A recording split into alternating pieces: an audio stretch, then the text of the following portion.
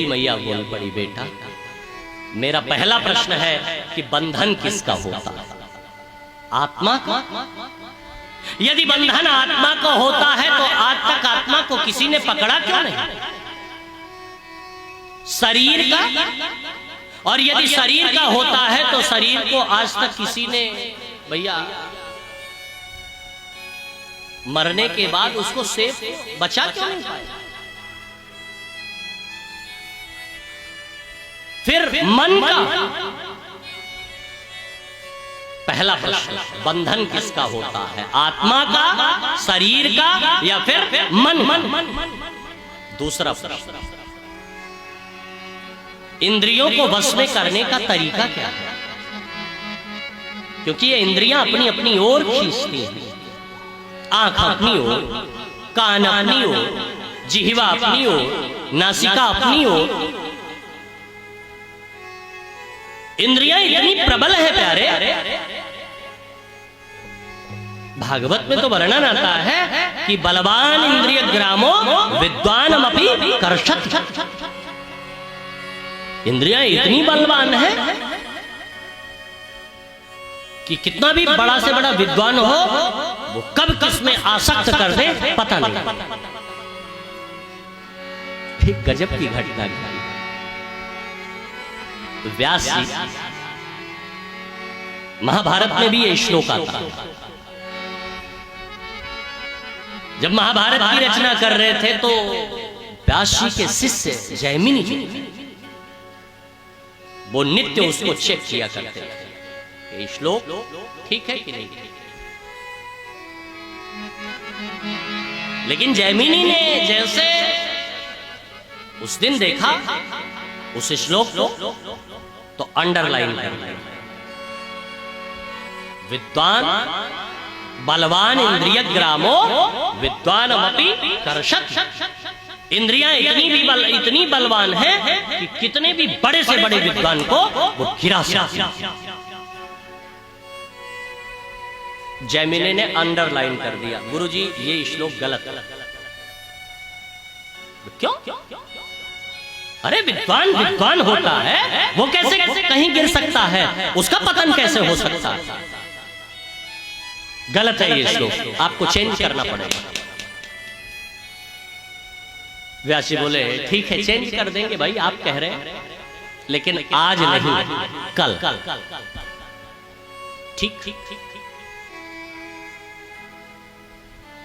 व्यास जी ने सोचा कि इनको ऐसे नहीं तो प्रैक्टिकली समझाना पड़ेगा। धीरे धीरे शाम हुई, रात हुई, तकरीबन रात के 9 बजने लगे, घनघोर बादल छा गए, बिजली चमकने लगी, बरसात होने लगी। जैमिनी अपनी कुटिया के अंदर प्रवेश कर गए, अंदर से दरवाजा बंद कर दिया।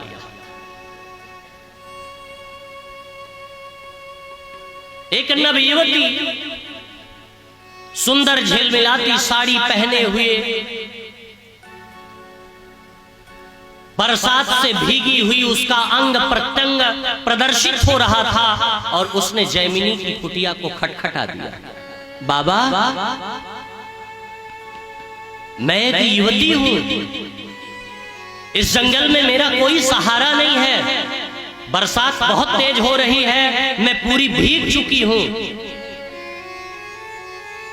मेरे आगे पीछे कोई नहीं है, आप अपनी शरण में मुझे जगह दे दें। जैमिनी ने अंदर से आवाज लगाई, ये साधु की कुटिया है, यहाँ स्त्रियों का प्रवेश वर्जित है, बाहर निकलो।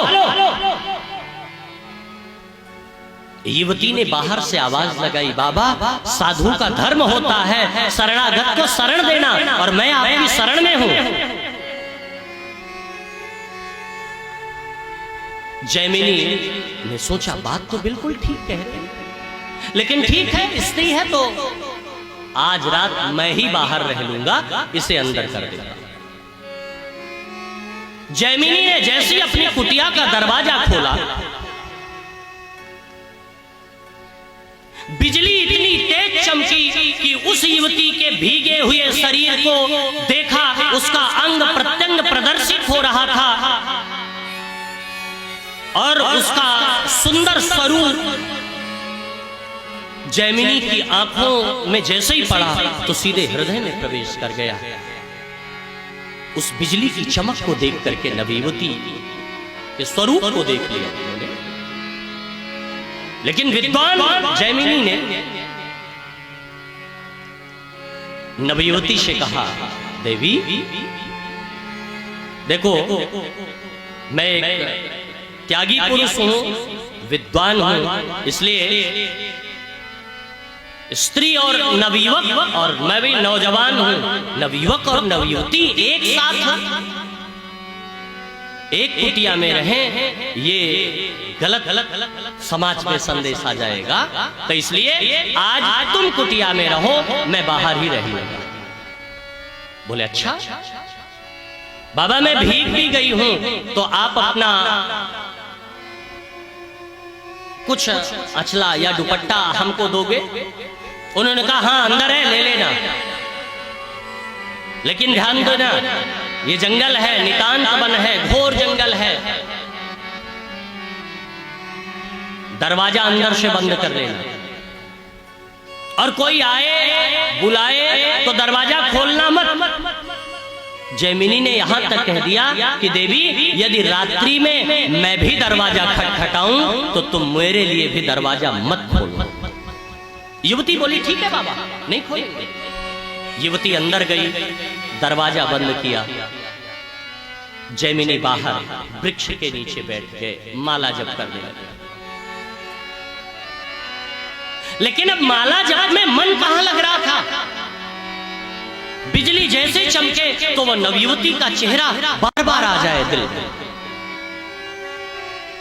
जैमिनी ने माला रखा, आचमन किया, सोचा ठीक है,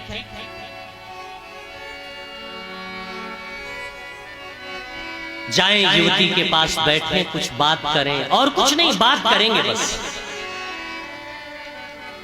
क्योंकि अब वही नवयुवती का चेहरा बार बार नजर आवे।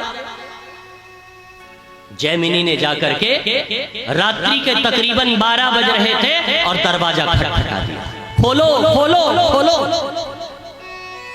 युवती अंदर से बोल पड़ी, नहीं नहीं मैं दरवाजा नहीं खोलूंगी, जिनकी कुटिया है उन्होंने मुझे मना किया है। अरे मैं वही हूं, जैमिनी ही हूं मैं। नहीं नहीं बाबा, आपने कहा था कि स्वयं मैं भी हूं, तो दरवाजा मत खोलना, मैं नहीं खोलूंगी। अरे हाँ, उस समय की बात कुछ और थी, लेकिन बात अब कुछ और है, दरवाजा खोलो। युवती बोली नहीं नहीं दरवाजा नहीं खोलेंगे बाबा। जैमिनी ने बोला मेरी कुटिया, मैंने ही शरण दिया, मेरे लिए दरवाजा नहीं खोलेगी। नवयुवती बोली बाबा अब दरवाजा तो सुबह ही खुलेगा, रात्रि में नहीं खुलेगा। जैमिनी दरवाजा खटखटाते खटखटाते परेशान हो गए। युवती ने दरवाजा लगाया,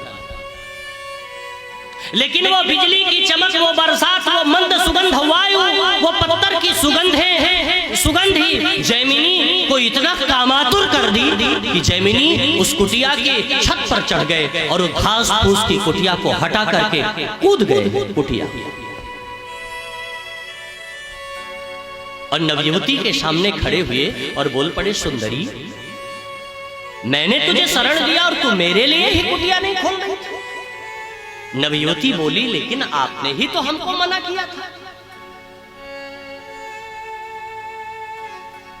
जैमिनी बोली हाँ मैंने ही मना किया था, लेकिन देवी उस समय बात कुछ और है। लेकिन अब जब से मैंने तुमको देखा है तब से अब मेरे मन में हिलोरे उठ रहे हैं। अब तो तेरी सूरत नजर आ रही है, तू मुझे दिखाई पड़ रही है। और जैमिनी बातें करते करते उस नवयुवती को अपने गोद में उठाया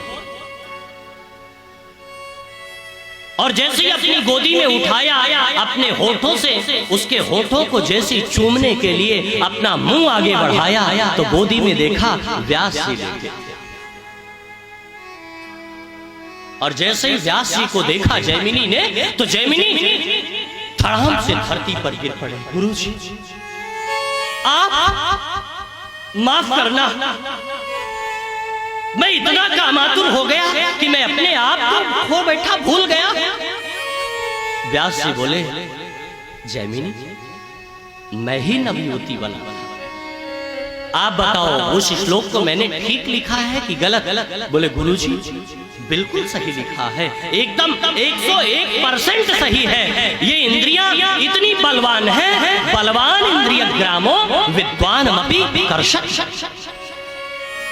शास्त्र तो यहां तक वर्णन करते हैं कि स्वयं की अपनी बेटी भी नवयुवती हो जाए तो उसके साथ एक चारपाई पर नहीं बैठी। शास्त्र गवाही नहीं देते। ये इंद्रियां इतनी दूषित हैं आज के कलिकाल में कि कब पतन की ओर ले जाकर के गिरा गया कोई भरोसा नहीं।